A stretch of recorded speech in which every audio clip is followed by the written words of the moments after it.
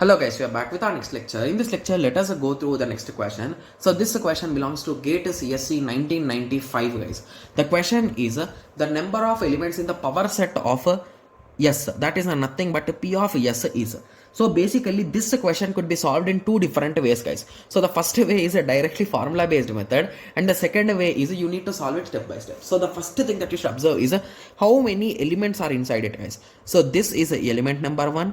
This is element number 2, this is element number 3. So there are total 3 elements which indirectly shows the value of n equal to 3. Okay, and as we are calculating the power set formula is nothing but 2 power n, that is equals to 2 power 3, that is equals to 8, and option C is the correct answer. Got it? Yes. So most of the students always prefer to go with the formula based method. Okay, but few students will be like, okay, so always we have a doubt whether to count these two guys are individual or combined. So the thing that you should understand here is, so this S is a set, right?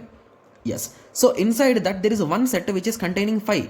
You should not take care about those set and all those things guys. So this whole thing is one element, that's it for you. Similarly, this one is one element, this 2 and 3 combinedly are one elements for you.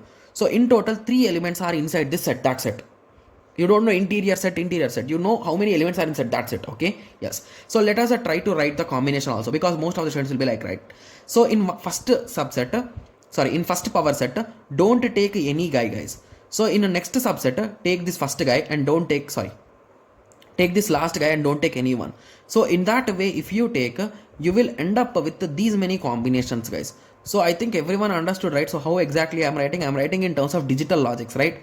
So the first guy, all 3 guys are not available, only this first guy is available. Second guy, first 2 guys, last guy, first guy, last guy, last 2 guys, 3 guys. So in this way, if you write, it will be really easy, and I was able to calculate 8 directly, right? Yes. So in this way, or you can write it manually also. So 5 with 1 in that way, right? Yes. So any way you write it, but please end up at the correct answer guys, that's it, right? Yes. Okay, so now I hope everyone got a clear idea with respect to this question. So in the next lecture, let us continue with the next question. Thank you. Thanks for watching. Like, share and subscribe for more awesome videos like this. Thank you.